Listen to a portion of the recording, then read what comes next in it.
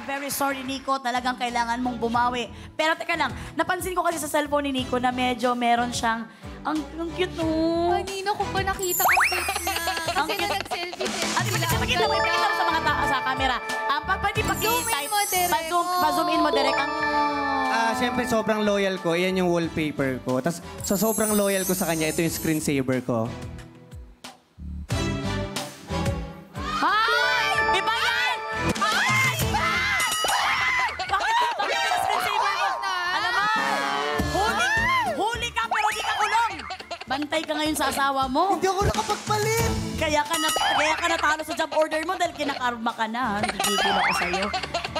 Jen, pasensya ka na, Jen. I'm sorry ha. Don't get me wrong. Sobrang understanding ng misis nito. Oh my God! Kung ako yan, talagang wala siyang uuwian. Sanay ako matulog sa garahe. 8 beses na ako na dengue.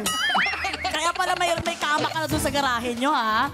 Well, takalimutan na natin to. Nico, i-delete mo na yan, ha? Ano? I-delete mo na Show yan. ba to? Tuloy.